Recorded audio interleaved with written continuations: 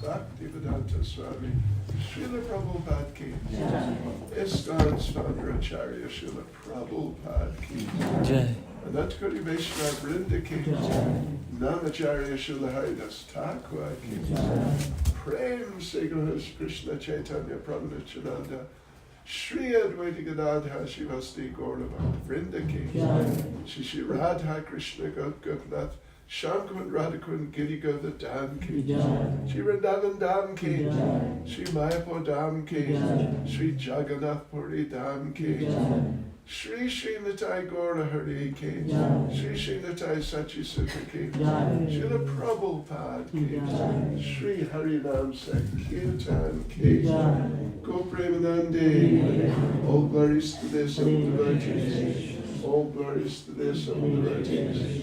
All glories to this and devotees. All glories to Sri Guru and Sri Gauranga. All glories to Srila Prabhupada. Hare Krishna, devotees. How wonderful to be here with you. It's just really wonderful. You know what they say? I don't know if you know what they say. Wherever you wander, wherever you roam, something, something, something, there's no place like home. Anyway, I forget that up a little bit, but it's true. Yeah, it's all very nice.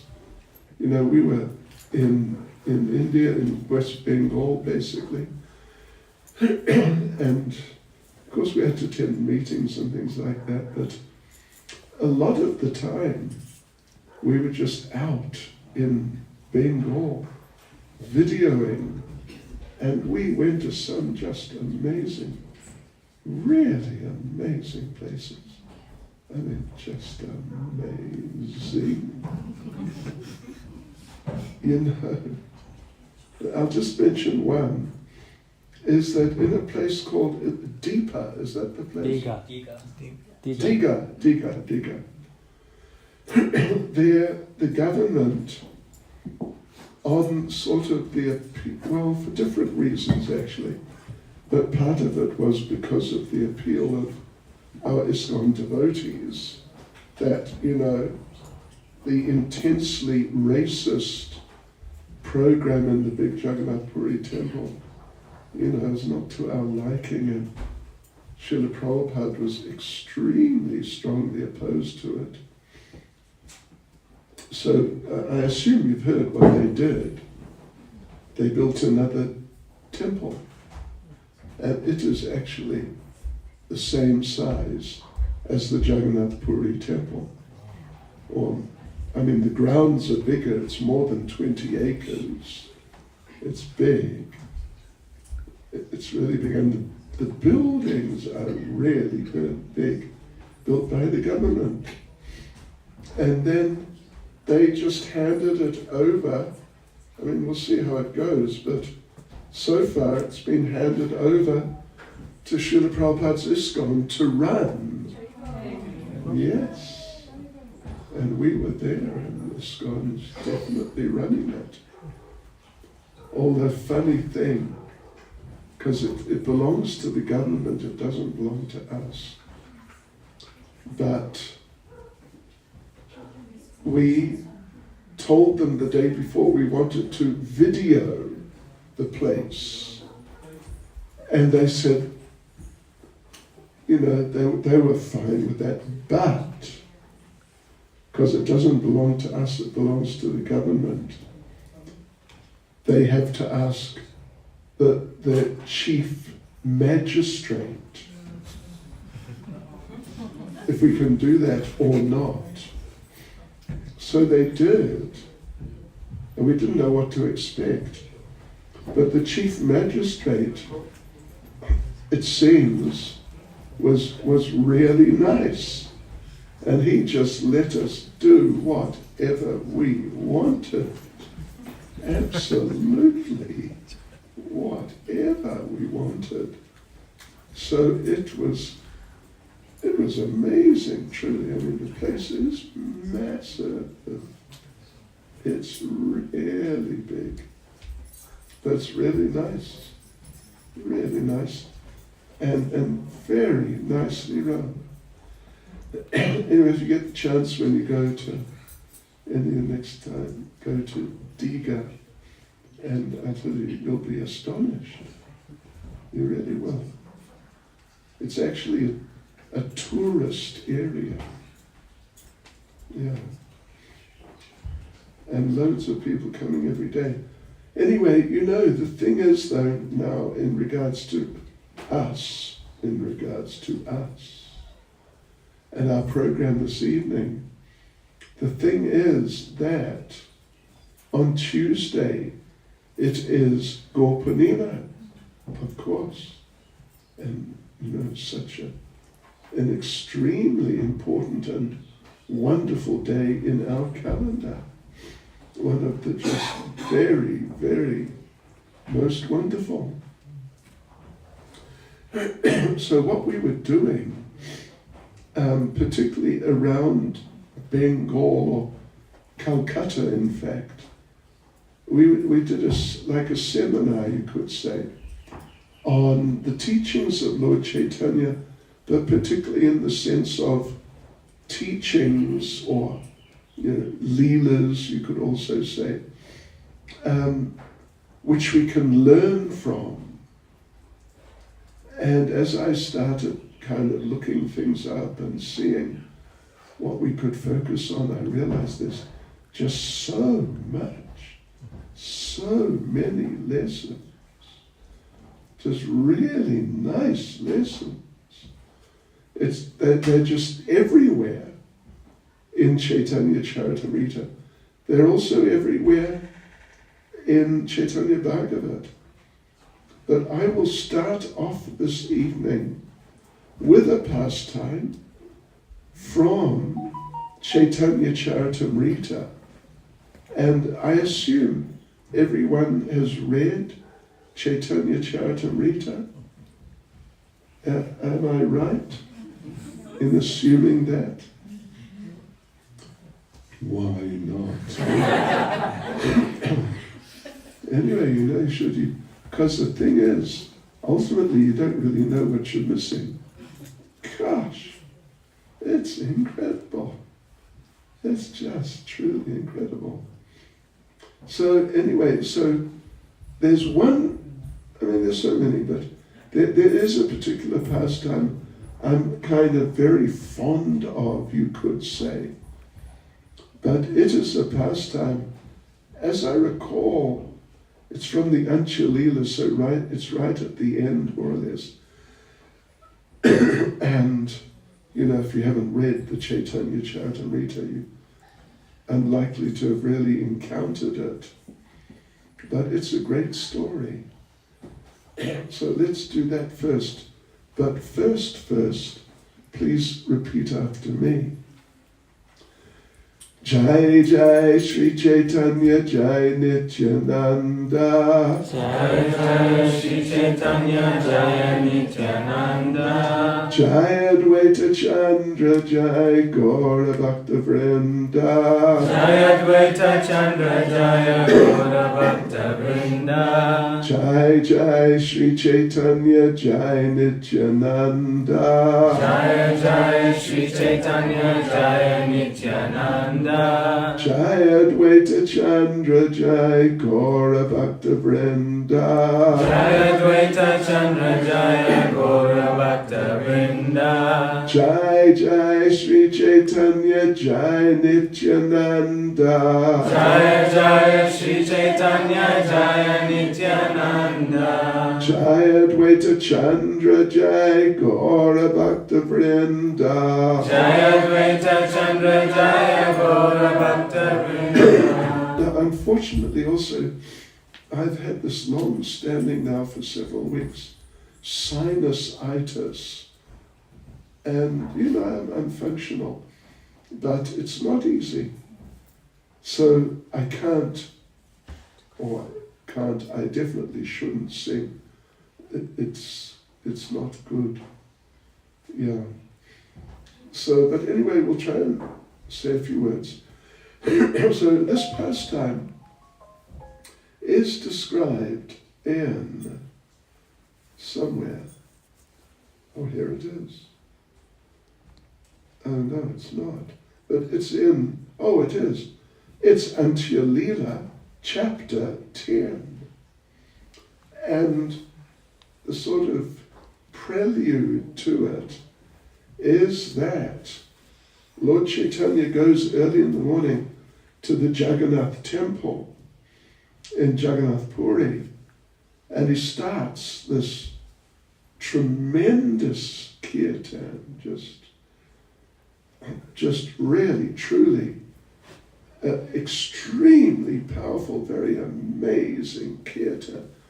And Lord Chaitanya starts dancing and not just encouraging, but what word would you use? Like almost pressing the devotees, getting the devotees to dance without stopping. Oh yeah. And so, they start at sort of whatever it is, early morning, 4:35 maybe, and they go till it's about 12 midday. And he's like, if anyone kind of slows down to take a break and have a breather sort of thing, he just grabs them. And they got to get back into it and just really, really get back into it. Until Lord Chaitanya sees that the devotees, one interesting little thing which happens, not a little thing in fact, is that during the kirtan, Lord Chaitanya starts spinning. And as he spins, tears are coming from his eyes. But as the tears are coming from his eyes, it's not just like, well, we have all cried, haven't we? When was the last time you cried? Anyway, I'll leave that with you, but we've all cried. Of course, particularly in our childhoods, we cried. Actually, I remember when, I forget what age I was, but I was preschool, and I realized, hey, why am I crying? And there was some sort of mildly, childishly challenging situation, but I thought, why am I crying? This is stupid. But anyway, we all have experience of crying. But Lord Chaitanya, he was crying, and the tears were coming out of his eyes, like, as I recall, the description is, or the term used, is like out of a syringe.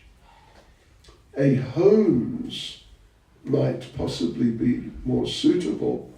But you've seen pictures of Krishna Leela in like the later part of the 10th canto, and they're having water pastimes in Dwarika, and they have these big syringes, not just like what the doctors use type of syringe, but these big things like.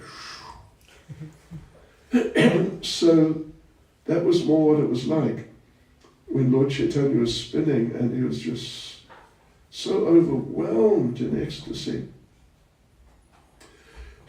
So the devotees had formed a circle around him, or some devotees, and the tears were coming, like we said, like out of some big syringe, or maybe out of a hose. A hose, when you sort of partially block the hose and it squirts out more strongly, that sort of thing, as we do sometimes on Rath Yatra carts.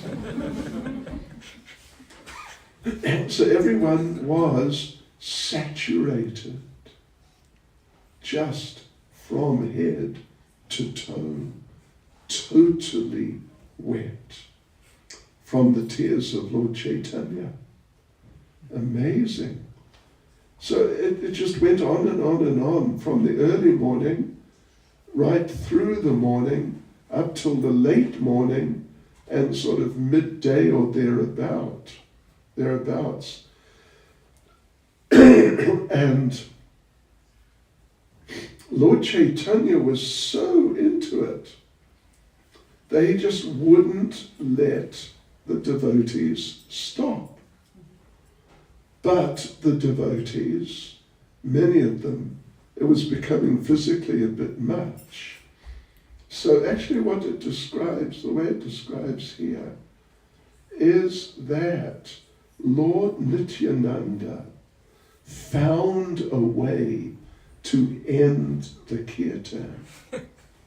Very interesting. Yeah. He found a way to end the kirtan, and he gradually stopped all the chanters, because they're different, like little groups. So, groups. Until there was only one group chanting softly. So then Lord Chaitanya came back to like regular, well not regular, but external consciousness. And Nityananda Prabhu informed him, look, it's really nice, but everyone is just exhausted. So we had to stop. So Lord Chaitanya stopped then. Then he went down, bathed in the sea, and he took prasadam with the devotees. But then he went back to where he stayed. This is called the Gambira. It is a little building within a building, a little building within a building. You know, the building, the main building, is the house of Kashi Mishra, the head priest of the Jagannath temple, who's great devotee of Lord Chaitanya.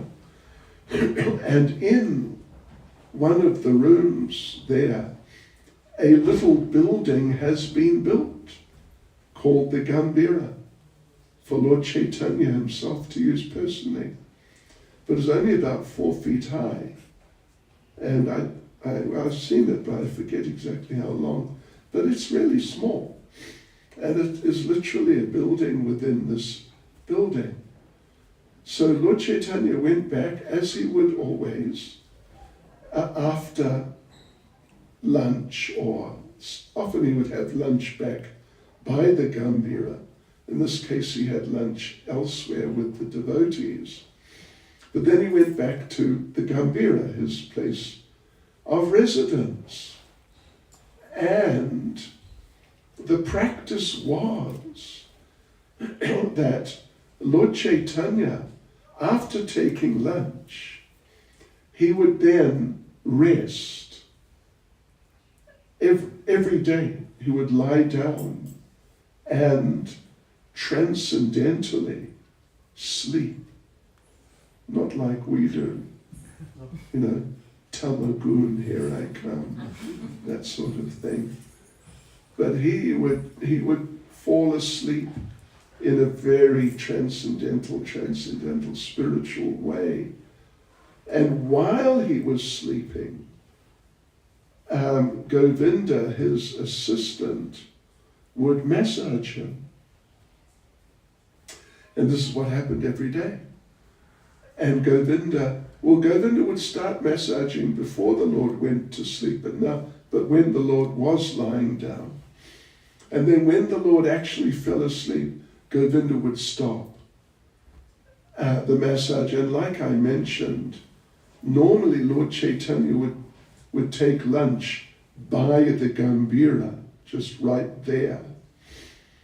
And so when he fell asleep in the course of the massage, Govinda would stop the massage and go and take prasadam, usually the remnants of Lord Chaitanya.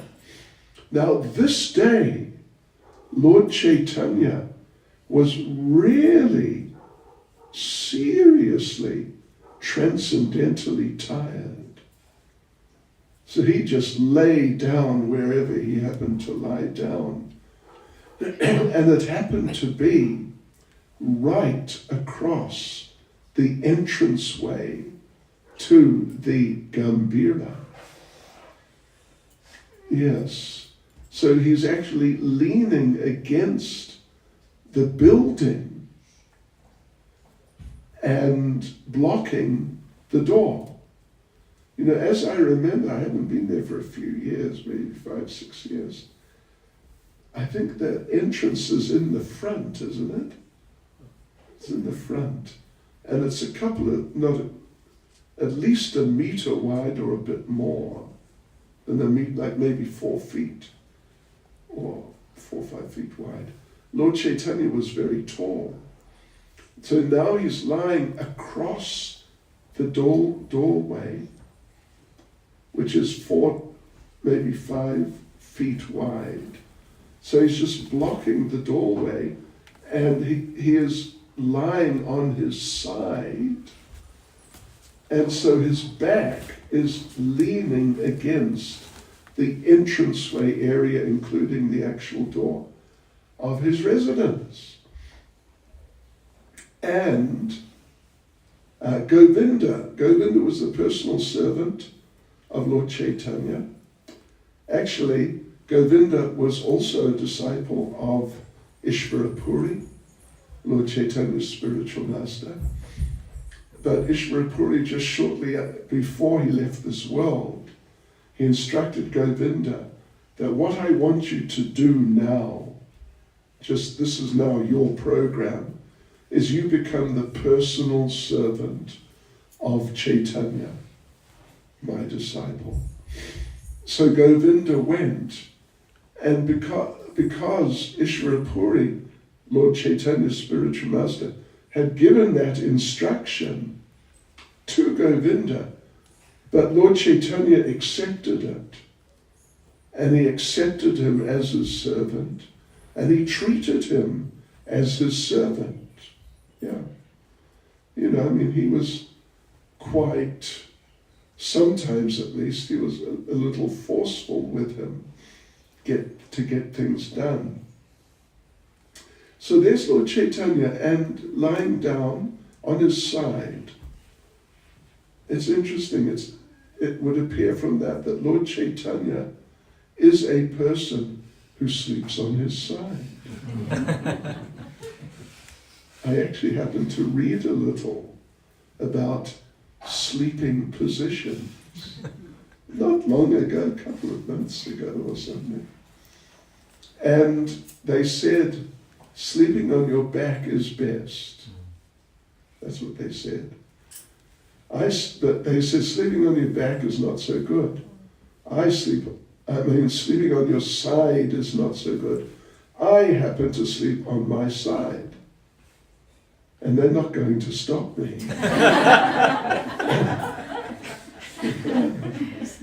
And it looks like I'm in good company. Lord Chaitanya slept on his side.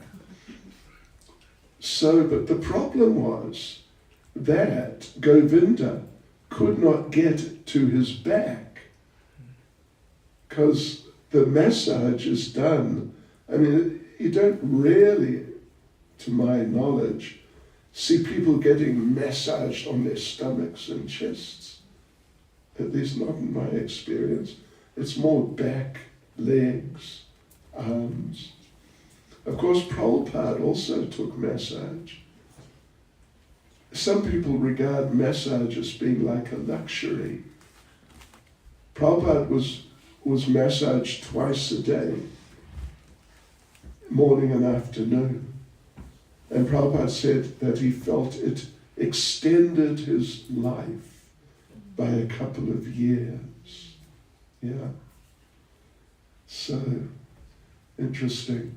So there's Lord Chaitanya there, lying on his side, back literally against the wall, and across the actual, I don't think there was like an actual door as such, but the doorway, the opening in the front wall. So now Govinda can see that I will not be able to reach his back. What sort of massage will I be able to give him? Maybe the fronts of his legs, but that's not much. So Lord Chaitanya has not fallen asleep quite yet. So he asked Lord Chaitanya, would you mind please rolling over so I can get at your back and your legs like that? And Lord Chaitanya answered, I am too tired. And the description is that Govinda asked him, it says here, Govinda made his request again and again. But the Lord replied, I cannot move my body. I don't have the strength to move my body. And so Govinda repeatedly requesting, I want to massage your legs. And Lord Chaitanya said, listen, do it or don't do it. It depends on your mind. Or, in other words, you just decide. So, what Govinda did then, and now Lord Chaitanya fell asleep. And what Govinda did, he took maybe he had a chadar or some sort of top piece of cloth, and he placed it on and like over the body of Lord Chaitanya, particularly which was in the doorway, And then he climbed over the body of Lord Chaitanya and into that doorway, which is, it's fairly substantial size. And then he massaged and massaged and massaged. And, it was really nice. So Lord Chaitanya has fallen asleep now. And basically, Govinda knows, because he does it at least once a day, every single day, pretty much. So he knew when time to finish had come. So what to do, because he is now behind Lord Chaitanya, which he got there, of course, as we mentioned, by literally climbing over him, over this cloth, which is sort of, the cloth was there to kind of signify that I'm not exactly stepping over your body, although I am, that it's, some, like a little point of etiquette. So now he's finished, and what to do? What do you think? Should he climb back over the way he came? Well, he decided not to. Yeah. He just sat there, behind Lord Chaitanya, in the actual doorway. So then, Lord Chaitanya slept very nicely for about 45 minutes. Then his sleep broke, and he saw Govinda is sitting at his back. And Lord Chaitanya became a little, the verse says, somewhat angry. Why have you been sitting there for so long today?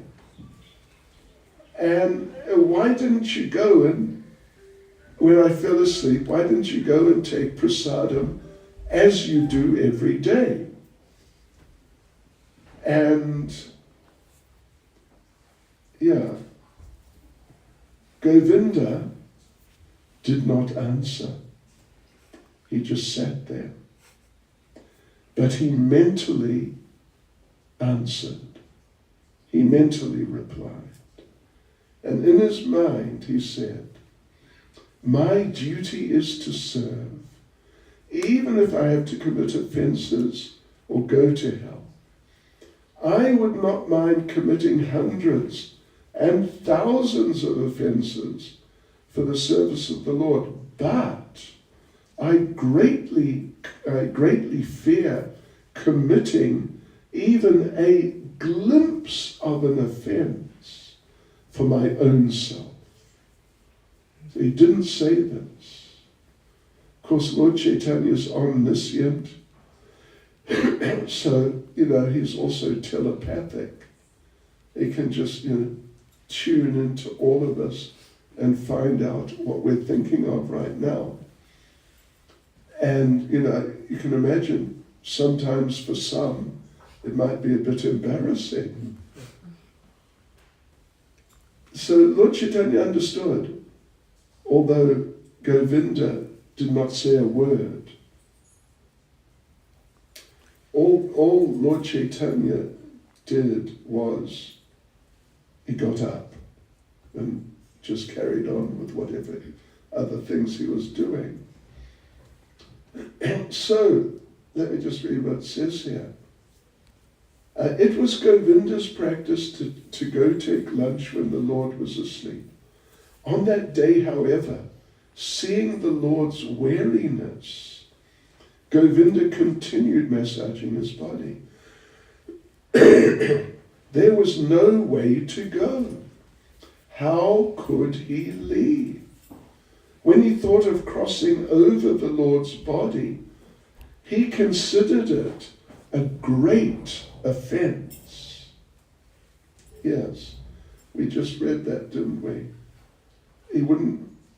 His duty is to serve, and in order to serve, if there's no alternative, then he's willing to commit offense to carry out service to the Supreme Lord. He even, like a number of offences. But for himself, no. He's not willing to do anything at all which might be even slightly offensive. So, now listen, devotees. You're all sitting down, that's good. This is what is said next. These are some of the finer points of etiquette in devotional service. And listen to this. Are you focused? Only one who has received the mercy of Sri Chaitanya Mahaprabhu can understand these principles. And I think you can understand, can't you? The point, the principle involved. So that means, what does that mean? It means you have received the mercy of Sri Chaitanya Mahaprabhu. Hare Krishna. Congratulations. But then another little point. The Lord is very interested in manifesting the exalted qualities of his devotees. And that is why he engineered this incident. How's that? The Lord did it deliberately to teach us. To teach anyone and everyone who's willing to be taught. It's not a relatively great number these days, but it's increasing. But that's what it is. It's special mercy. So on one hand we can learn something about how to act and how to not act. And on the other hand, we can appreciate the qualities of the devotees. In this case, particularly Govinda. Yes, so I really like the story.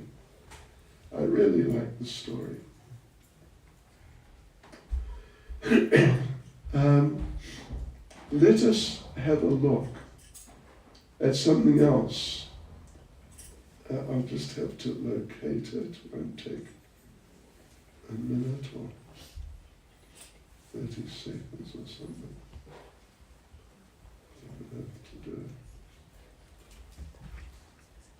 They haven't been operating this thing for ages.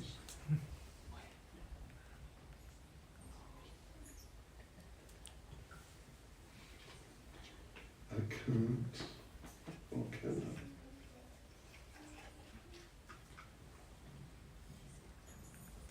Wow. Anyone here know how to operate a iPad?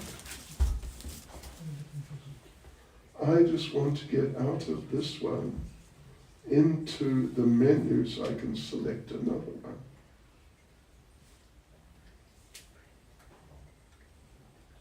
Menu of Japa. Yeah.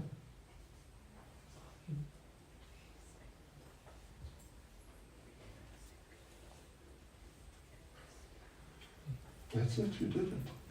Everyone should have a Vamsi that in their life. Right, so let's just have a look here. And, okay. Now this is another story, which I also like very much. It's very interesting. And it may be, I don't know, but it may be that many of you are not so familiar with it, but maybe you are. If you are, that's okay. Prabhupada would say repetition of a good thing is good. So it begins with the author, Vrindavan Das Thakur, glorifying devotion and devotional service and how valuable it is compared to material things like money or whatever.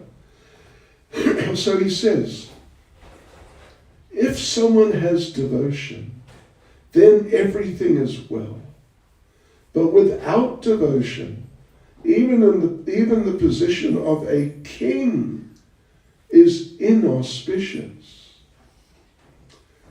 If one has wealth, fame, and material enjoyment, but is bereft of devotion, then everything is inauspicious. Excuse me again. Yes, right. And if one is so poor that he has no food for the day, but has devotion to Lord Krishna, then he or she is the richest person. That's quite a perspective, isn't it? So Lord Chaitanya is somewhere, and in Bengal somewhere, and with a group of devotees, and they're like Brahmin devotees. And the Brahmin devotees, Lord Chaitanya, it appears, has just arrived in this place, some village or something, town, in Bengal, and he's now in the company of the local devotees, particularly the Brahmins, and they are just so enthusiastic. We want to invite him for lunch. Yes, so right. As the devotees invited the Lord to take his meal in their houses, the Lord took the opportunity to teach them all of a particular topic. So, when invited to take a meal, the Lord smiled and said, first, you must become a Laksheshwara first, which traditionally means someone who has 100,000. Of course, in those days they didn't have coins. They used to use little conch shells and some other little natural things, yeah. So a lakh, of course, I think, you're all aware, means 100,000. And in those days, if we say 100,000 rupees, in those days 100,000 rupees was a very substantial amount of money, 500 years ago. When I went to India first time, 1976, it was 8 rupees to the dollar. Now it is plus or minus almost 100. It's in the vicinity of 100. And appears, anyway, it's like that. So, but in those days, if you had 100,000, this was like 50 years ago was the first time I went there. So imagine 500 years, what the value was at that time. Prabhupada, I think it's in the Lilamrita, Prabhupada makes the point that in his childhood,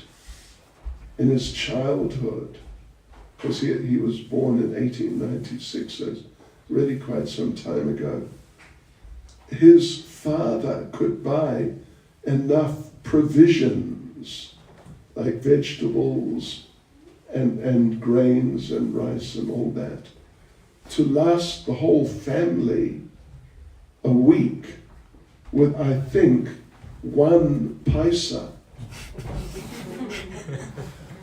Paisa doesn't even exist now.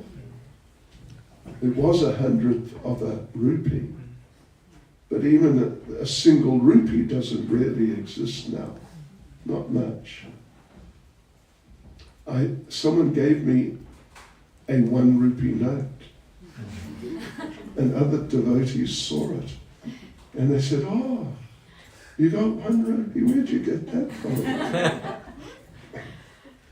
So anyway, now Lord Chaitanya, it appears, according to the normal sort of use of language, it appears that he's saying, I will only eat in the houses of rich people. You know, like millionaires, at least like dollar millionaires, or even more than millionaires. And these are Brahmins who are traditionally poor. Yes, because they got cursed. I'm sure you know. The Brahmins got cursed by by Lakshmi. Because Bhrigu Muni, the Brahmin, kicked Lord Narayan in the chest. So she cursed the Brahmins to always be poor. So anyway, yeah, I take meals only in the house of a Laksheshwara. Hearing this, the Brahmins became worried. The Brahmins offered prayers to the Lord. You know, maybe they were thinking, what happened to Lord Chaitanya? You know, we thought he was a transcendental person. Now it appears he's into money. So they offered prayers to the Lord. O Gosai, what to speak of 100,000? None of us possess even 1,000. Because they're thinking in terms of currency. Yes, even though they weren't actually using, you know, metal or paper currency in those days. So, but if you don't accept meals from us, then let our entire households be burnt to ashes. Yeah. So then Lord Chaitanya replied, do you know who is a Laksheshwara? A Laksheshwara is someone who daily chants 100,000 holy names. This is the person I refer to as a Laksheshwara. 100,000 names. And we did a little exercise in Calcutta. Someone pulled out his telephone and turned on the calculator and divided 100,000 by 1,728. 100,000 by 1,728, because that's how many names. And it's obviously 16 rounds, but of actual names, that's how you'll calculate it. And the result we got was, do you remember, 50, was it 56? Oh no, you weren't there. Maybe it was 58.8 or 56.8. What is it? 57.8. 57.8 rounds. And 0.8 of a round is 10.8. Multiplied by 8. Anyway, it is what it is. Right? And Srila Bhaktisiddhanta Saraswati gives a purport. The Lord is served in the house only of one who daily chants 100,000 names. The Lord accepts items like foodstuffs from only such a person.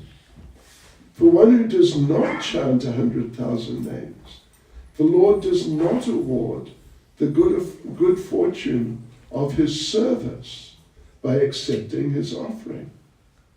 All devotees of the Lord must daily chant 100,000 names, otherwise they'll become attached to varieties of material enjoyment and will be unable to serve the Lord. So there you go, devotees. Well, that's not the end of it, but it's an interesting point. So Lord Chaitanya expected his followers, and he actually promoted the idea by giving instruction. You should chant 100,000 names of the Lord, Hare Krishna mantra, every day. 57.8 rounds. Yeah. And Srila Bhaktisiddhanta Saraswati, he also taught like that. It seems he did not order it that you must do this. You have to do this. But it appears he promoted the idea that it's very important, and if you don't, then your condition is sort of, not the right position spiritually in Krishna consciousness. Right, so hearing this merciful statement of the Lord, the Brahmins gave up their anxiety and became joyful. O Lord, we will chant 100,000 names. Please therefore take your meals in our houses. It is our good fortune that you are teaching us in that way.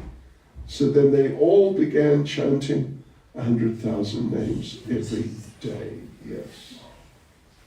And the last verse in the sequence.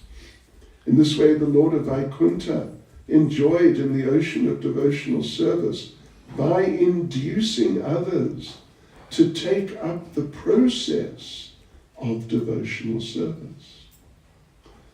Now, an interesting little point, I did mention that Srila Bhaktisiddhanta, it was more like he advised.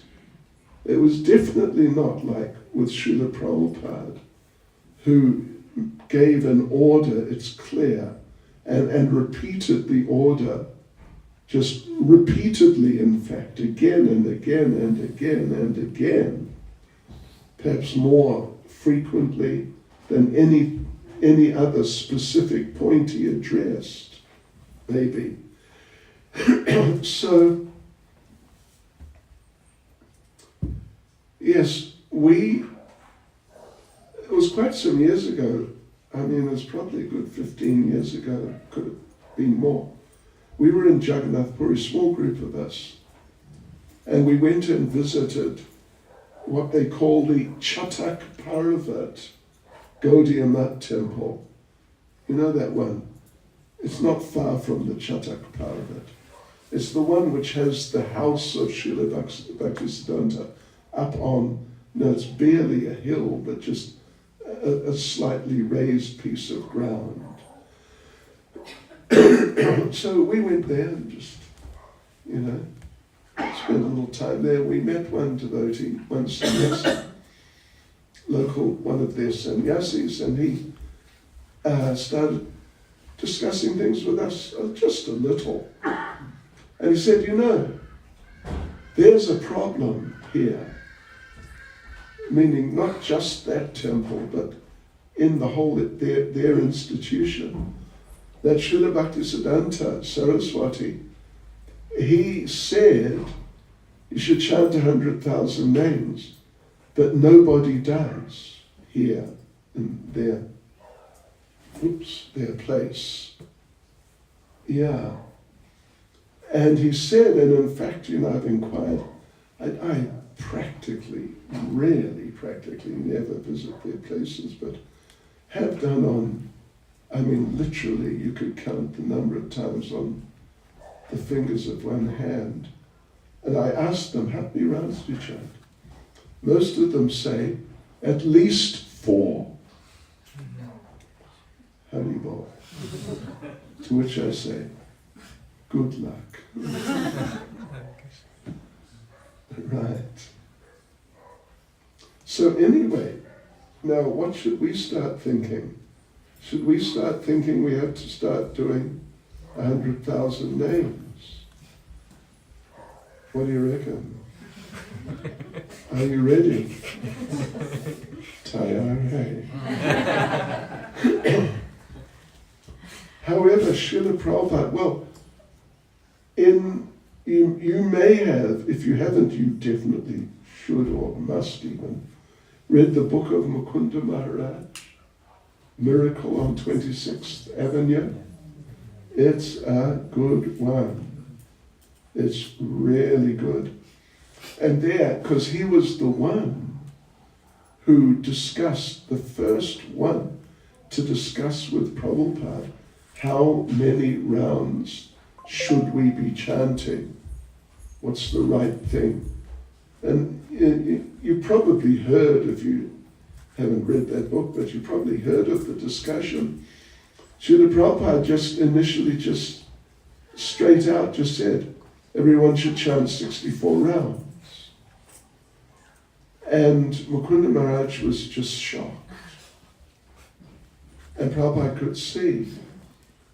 And Mukunda Maharaj said, well, Srila Prabhupada, I really don't think it's possible at all. So Srila Prabhupada said, all right, 32.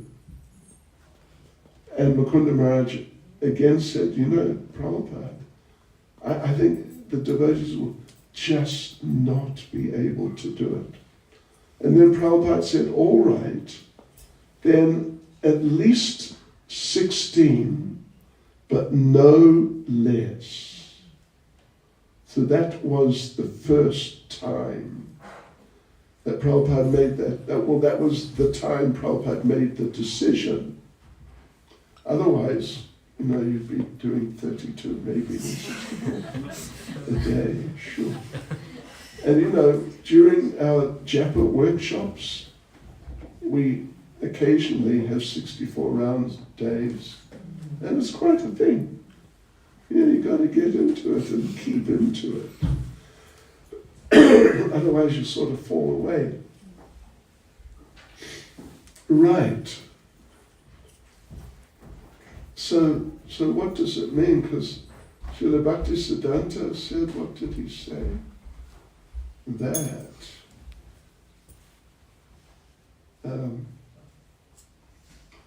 all devotees of the Lord must daily chant 100,000 names.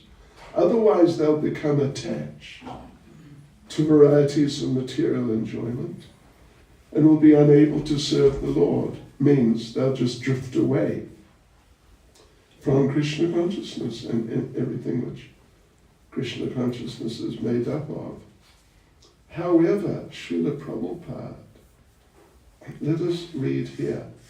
And this is something you can find quite easily. It's from Nectar of Instruction, from the purport of the 5th mantra.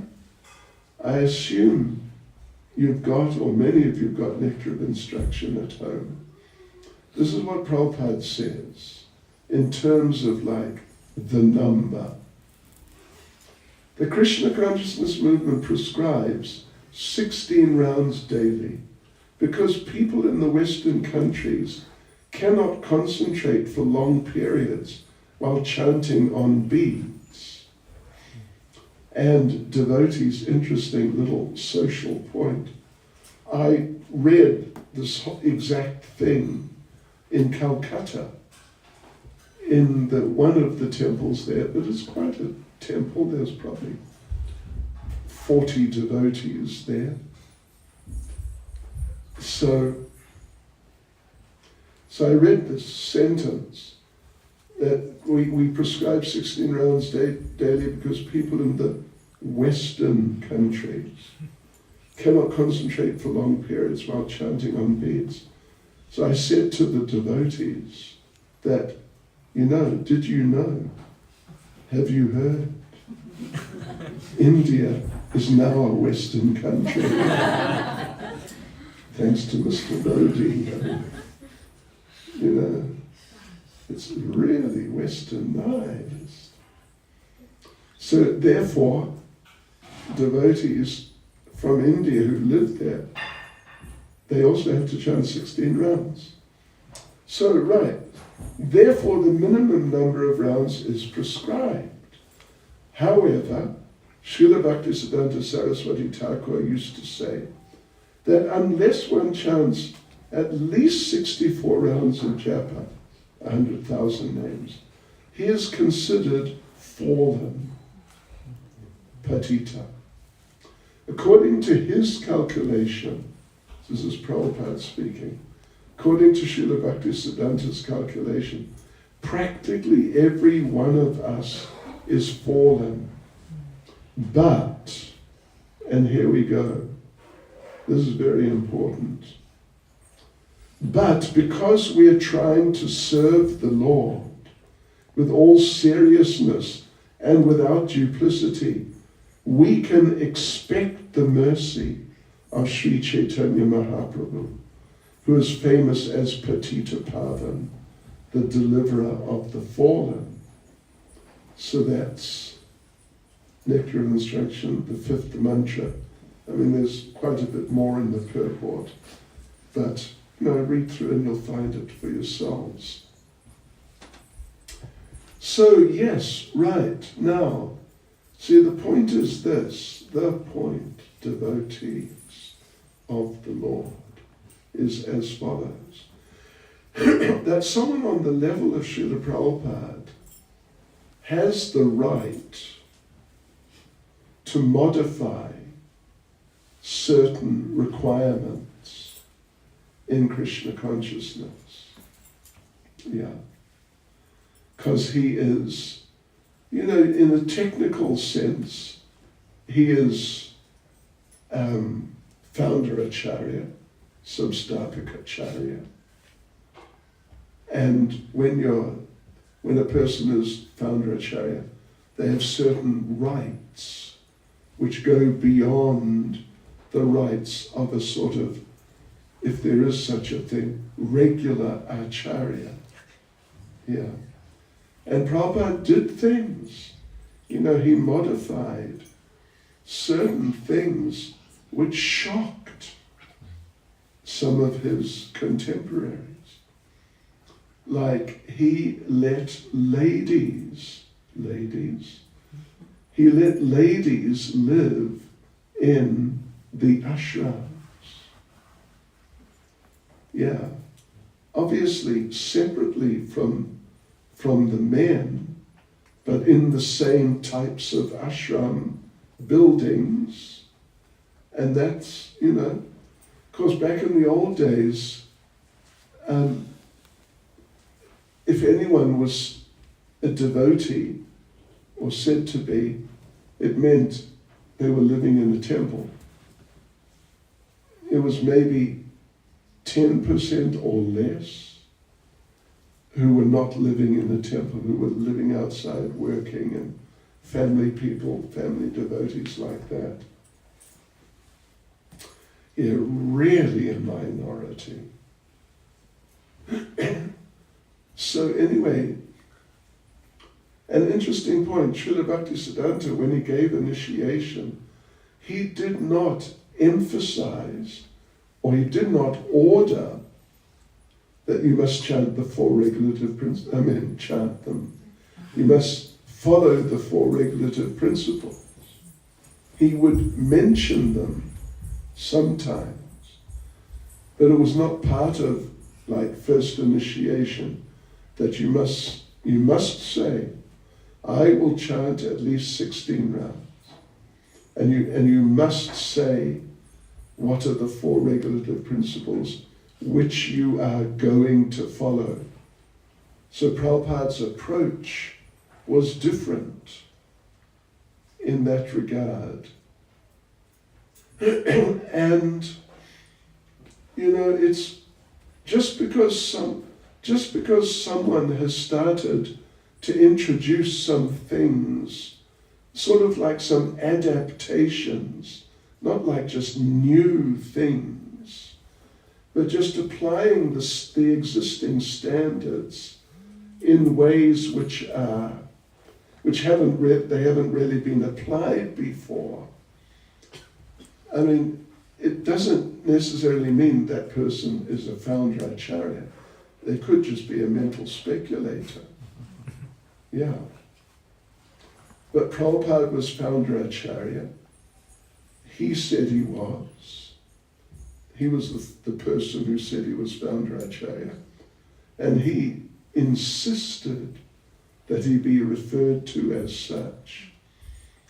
Yeah, and founder acharya means sort of that there is not exactly a new line, but there is a new sort of part of the tradition. And Srila Prabhupada actually, in discussing, I mean, this is at least what we were told when I joined, that Prabhupada had modified some of the instructions of Srila Bhaktisiddhanta, because we were told Prabhupada said that he was 90% more lenient than Srila Bhaktisiddhanta. Now, just because he is being lenient with us does not necessarily mean that it's fine and he can just do it. But then there are other sort of elements in the picture. You probably heard me told the story, I'm sure, a number of times. You must have heard it. That Srila Prabhupada was on the roof of the long building, now the Lotus building in Mayapur. It was the only building at that time. And he was up there with a small group, like 3 or 4 disciples, senior men, and they're looking out across the Mayapur area. It's flat with the Ganges, then the Jalangi. It's very green. I mean, I've never seen it become dry at all. It's very green and tropical and sort of very lusciously green. And Prabhupada was up there, and he started talking to the devotees and said, I want that the whole world will come here. Because Mayapur is so beautiful. It's just so wonderful. I want the whole world to come and see that. How wonderful is Mayapur? And then Prabhupada said to those small group of devotees, Prabhupada said that Krishna told me I must come here and give the people my books. Prabhupada saying this. And Prabhupada said that I replied to Krishna but Krishna, it is too bad. Not Mayapur, but, the rest, including Joburg. It's so bad and materialistic. It's just too much. Yeah. And so I don't want to come. And then Prabhupada continued by saying that but Krishna said again, I want you to come, you must come, because the people need your books. So you must come. So Prabhupada said like that, according to the small group of devotees, but they're pretty reliable, that Krishna had told him he must come. Means that Srila Prabhupada is a devotee on a different level, like completely from us. Doesn't mean that his standards in general are beyond us, but in certain respects, He's just situated on a higher level with Krishna. So, and I mean, there are other incidents also when Prabhupada said similar things, or essentially the same things. So Prabhupada, because he's on this level, and because he's connected with Krishna very literally in very personal ways, then we can understand that if Prabhupada says 16 rounds minimum, but it will do, then that means Krishna accepts that 16 rounds is enough, it will do. Of course, there's no restriction. You can, in the sense, you can do more if you want. But doing less, you can't do less. I mean, obviously you can do less, but if you do less, you can't expect to get the same result. And you won't get the same result. Right, yeah. So therefore, I mean, I find the story very nice, the Laksheshwara story. But I find when devotees hear about doing 100,000 names, sometimes that some devotees in the audience become anxious, like some of you. But you're probably beyond becoming anxious, so it's okay. So therefore we have to read this bit so that they understand that for us the situation is different, which is a fact. So as long as we're trying to serve the Supreme Lord with all seriousness and without duplicity, we can expect the mercy of Lord Sri Chaitanya Mahaprabhu, who is famous as Patita Pavana, the deliverer of the fallen. Another little story I'll tell you, which I've told many times, and I imagine that you've all heard before, is the time when Malati Devi Dasi asked Prabhupada that, Srila Prabhupada, you say that for us to go back to Godhead, we just have to chant 16 rounds, follow the regulative principles, and do some service, and that's it. But Prabhupada, it sounds too easy. How could it be so easy? And Prabhupada didn't get into some sort of, technical explanation about how many rounds you do, or anything like that. Prabhupada, Prabhupada was like the world expert in answering questions, particularly these types of doubts, answering with a brief answer. So Prabhupada then looked at her momentarily, and Prabhupada's answer was, do you think that I would cheat you? It's amazing, isn't it? So it's like that. But we have to chant at least 16 rounds a day. More is better. Right. And follow the principles and do regular service. And then, by the mercy of Lord Chaitanya, we can return to the spiritual world and meet with Srila Prabhupada again. Hare Krishna. Srila Prabhupada ki jai. Sri Chaitanya Mahaprabhu ki jai. Yes, devotees. Any comments, questions, any points anyone would like to raise?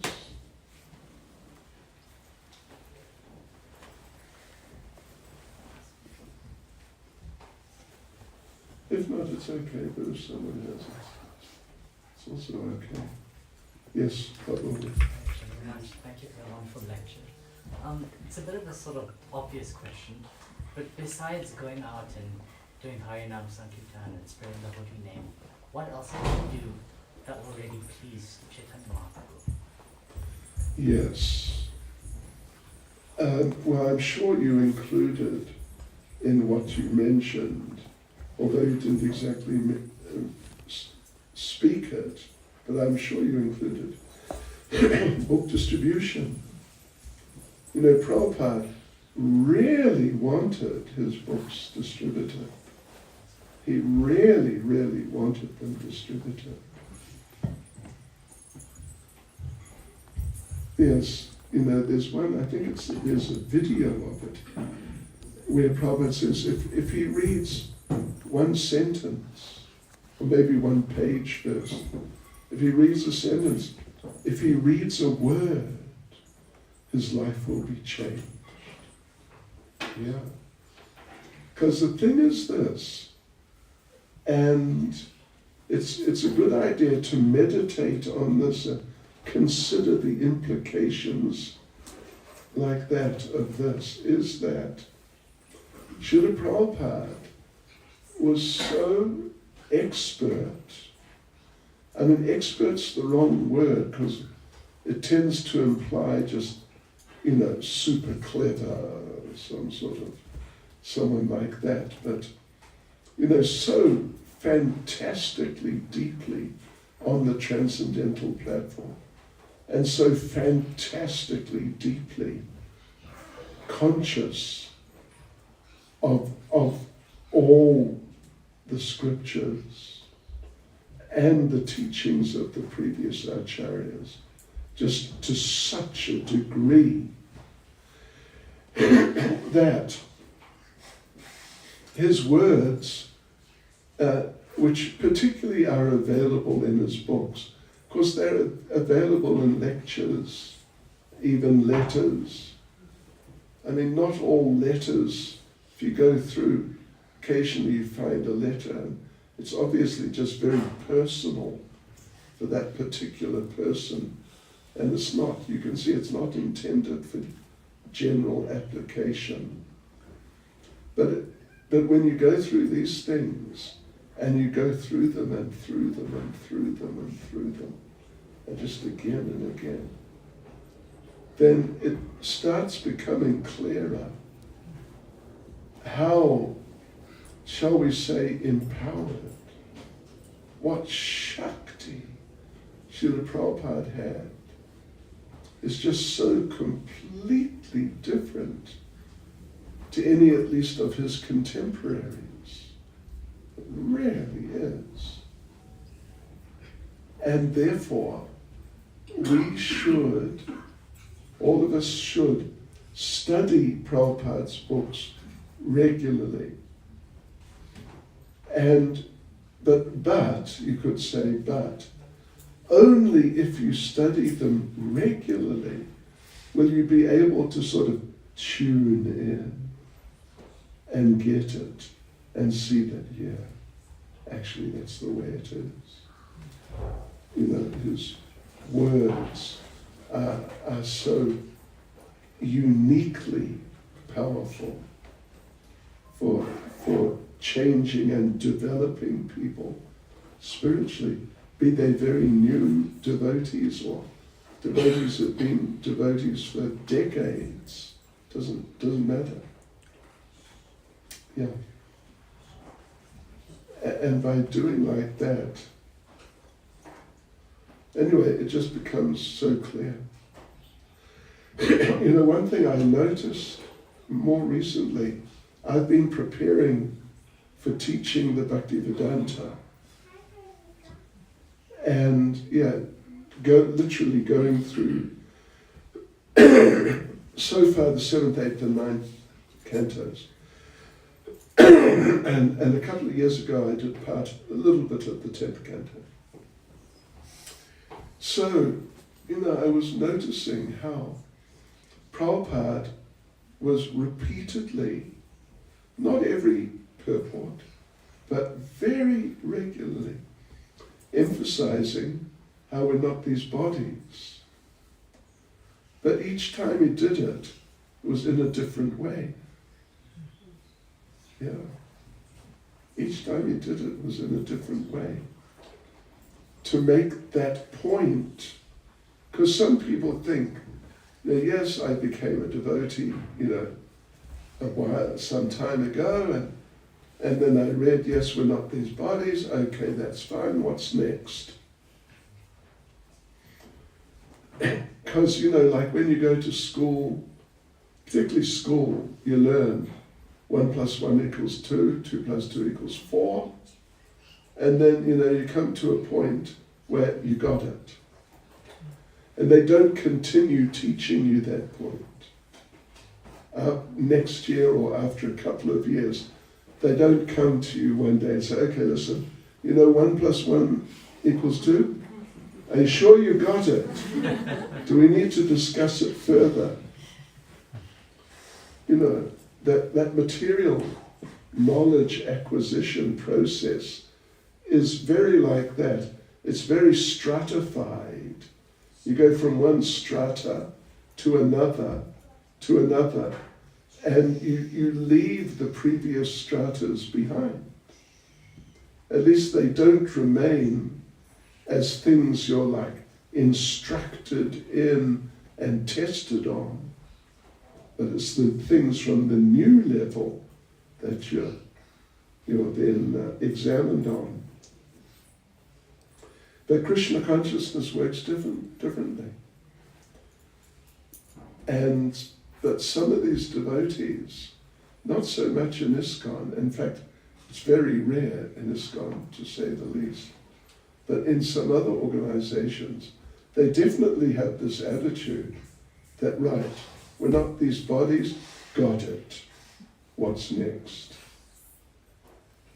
And, means before too long, you're really trying to absorb yourself in Radha Krishna Leela. Is that okay? Anyway, devotees, Hare Krishna.